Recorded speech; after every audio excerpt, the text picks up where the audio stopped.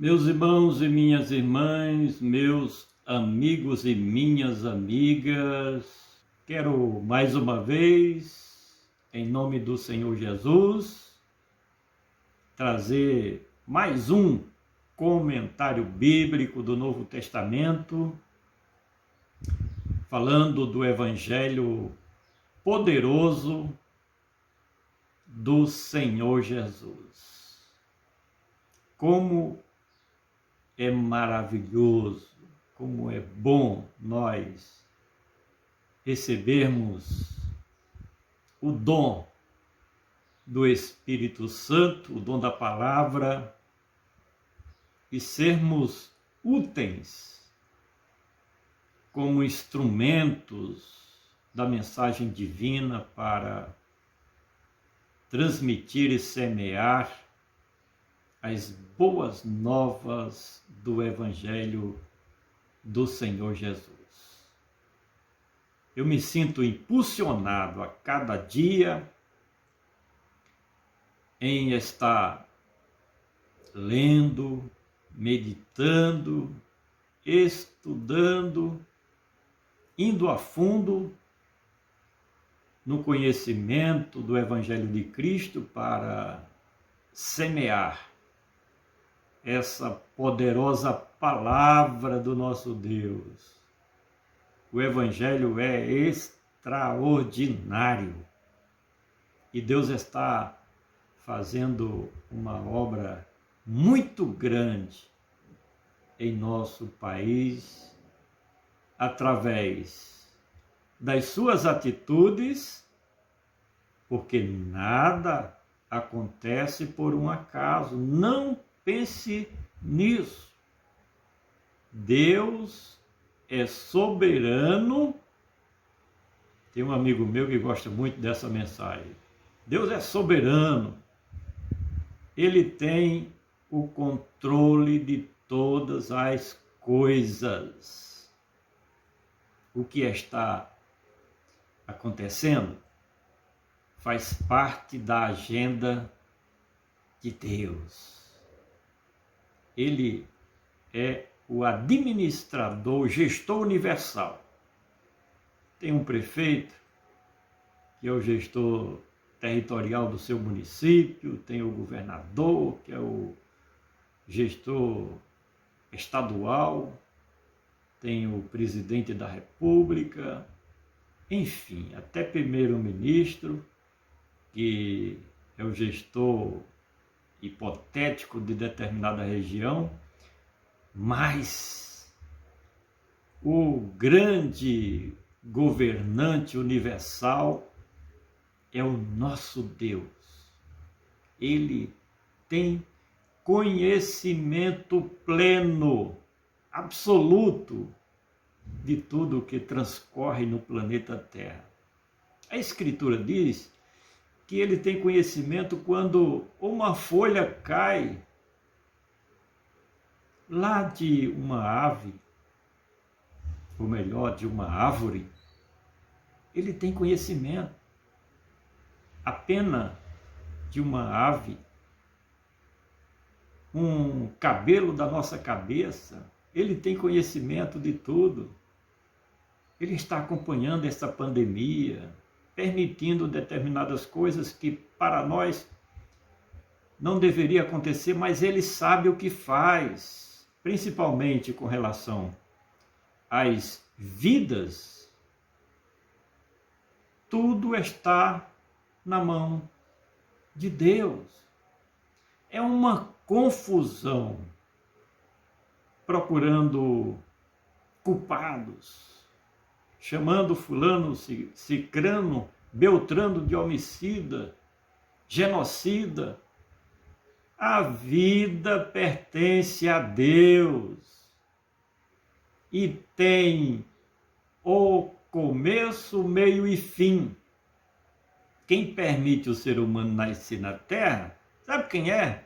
É Deus, o Criador.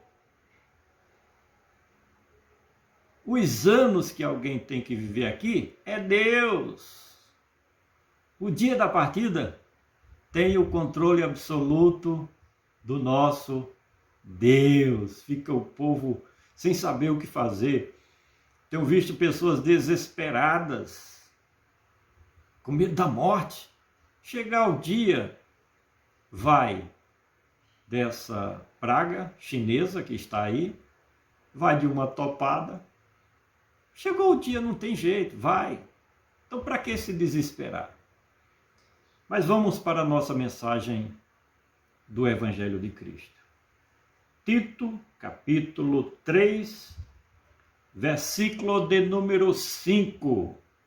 Mas vamos ler o versículo 4 também, porque é um complemento e diz assim, versículo 4.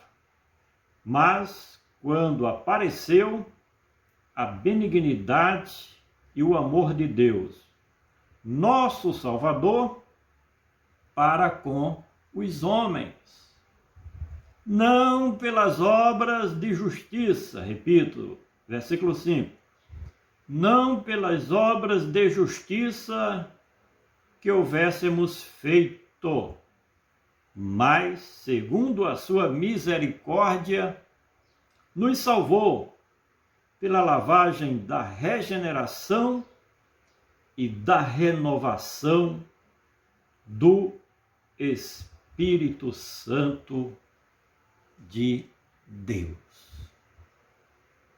O Evangelho tem uma simplicidade extraordinária. Olha, desde novo convertido, há mais de 32 anos passados,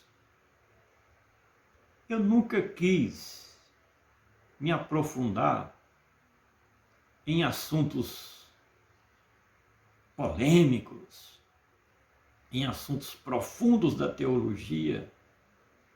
Não que eu seja contra, mas é uma questão minha, para mim.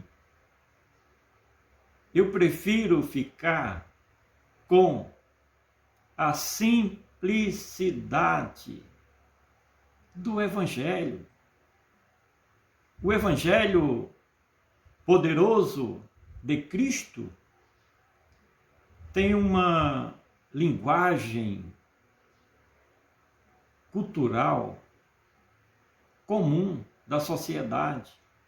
O Evangelho, qualquer pessoa entende. Se você prega o Evangelho com simplicidade, como está escrito no Novo Testamento, ou na Palavra de Deus, em toda a Bíblia, qualquer parte da Bíblia, onde tiver o Evangelho, porque nem tudo é o Evangelho, é preciso dizer essa verdade, nem tudo é o Evangelho. Mas em qualquer parte da Bíblia, principalmente no Novo Testamento, onde tem a mensagem do Evangelho, se você pregar ali, explicando dentro do texto, qualquer pessoa vai entender. Porque essa é a essência da nova aliança de Deus. O principal é o quê? Qual é a principal missão de um ministro do Evangelho? De um servo de Deus? Seja ele pertencente ao ministério ou não. Qual é a principal missão que Jesus deixou? Ide por todo mundo e pregai doutrina a toda criatura. É assim? Não. Não é assim. Ide por todo o mundo e pregai o Evangelho a toda criatura. Por que as pessoas se desviam desse foco? A resposta é simples.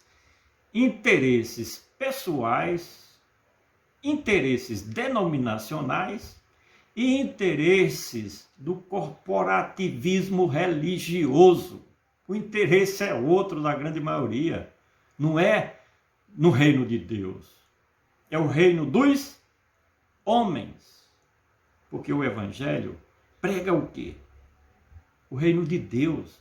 Você vê os profetas, você vê o João Batista, você vê o Senhor Jesus, você vê os apóstolos, você vê as lideranças da igreja primitiva pregando o Evangelho do reino de Deus. O interesse é o reino de Deus, as coisas celestiais. e não as coisas dessa vida, e não interesses econômicos, financeiros, de poder e de fama. O que estão querendo é serem poderosos diante da comunidade cristã, é serem ricos, grande parte, não são todos. Conheço muitos servos de Deus que não têm interesse financeiro na obra de Deus. Muitos, repito, muitos, conheço. Mais de 32 anos, conheço muitos que não têm interesse financeiro. Mas outra parte é ganhar dinheiro usando o Evangelho através do comércio da fé. Quando nós sabemos que o Evangelho é a simplicidade para alcançar o homem que ainda não tem o conhecimento do plano da salvação. Eu sou apaixonado pelo Evangelho de Cristo, em transmitir o Evangelho de Cristo. Não pelas obras de justiça que houvéssemos feitos, a misericórdia, a graça de Deus, o amor de Deus é que traz esse resultado de salvação, de vida eterna para o ser humano. O homem precisa compreender isso, precisa entender isso. Tem pessoas que ficam julgando a vida de A, de B, de C, quando nós sabemos que o principal é nós chegarmos diante do trono da graça com humildade, com simplicidade, reconhecendo as nossas falhas, os nossos erros, os nossos pecados, as nossas iniquidades, as nossas transgressões. Precisamos reconhecer que aqui nessa terra não tem ninguém perfeito. Não existe isso. Existe cristãos se esforçando, e não é nada fácil, mas empenhando-se nas suas atividades, na sua vida diária, através das suas atitudes, das suas palavras, se esforçando para agradar a Deus, porque depende completamente da graça de Deus, da misericórdia de Deus. Tem pessoas que, mesmo fazendo muito tempo que faz parte de uma igreja, de uma denominação, de uma religião, e se engana pensando que vai ser salvo porque tem a meritocracia própria, merecimento próprio. Quando se prega aquele tipo de pregação que Jesus falou, mandamentos e mais mandamentos, é encurralando as pessoas e dizendo a elas que só serão salvas, só entrarão no céu se fizerem assim e assado. O que o texto está dizendo? Nós vamos pegar e rasgar essa parte da Bíblia Sagrada, não pelas obras de justiça que houvéssemos feitos. Não é por merecimento, não é porque alguém é uma liderança local da igreja, não é porque alguém faz isso ou aquilo, não é porque prega bem, não é porque canta bem, não é porque ora 1 hora por dia, ou 2 horas ou 3 horas, não é porque vai para o monte, não é por causa disso não. É a pura graça e misericórdia de Deus. É porque há essa posição da parte do coração de Deus, quando ele manifestou a sua benignidade, a sua misericórdia, o seu amor através do seu Filho Jesus. As pessoas precisam ter essa consciência da dependência completa e absoluta da graça de Deus, da obra de Cristo, o que Jesus realizou. Se nós acharmos que somos merecedores de alguma coisa da parte de Deus, podemos estar anulando completamente a redenção, o sacrifício expiatório do Cordeiro de Deus que tira o pecado do mundo. Às vezes eu fico ouvindo pessoas pregando e tentando anular a obra perfeita de reconciliação que Cristo realizou, pagando um alto preço para isso. E as pessoas tentam anular quando insinuam de que você deve ser assim ou assado na tentativa de manipular o reino de Deus em seu favor. Não é assim que funciona. Não pelas obras de justiça que houvéssemos feito, mas segundo a sua misericórdia, fez o quê? Nos salvou. Como é importante a decisão que a pessoa toma ao lado de Cristo, entregando a sua vida aos cuidados de Cristo, acreditando verdadeiramente que o que Jesus já fez, já realizou, já executou, é suficiente para nos levar carinhosamente aos braços de Deus e chegarmos diante do trono da graça como bem-aventurado, como feliz. Não pelas obras de justiça que houvéssemos feito, mas segundo a sua misericórdia nos salvou. Existe uma outra coisa diferente que possa substituir essa realidade bíblica das Sagradas Escrituras? Qualquer outra tentativa é engano, é mentira.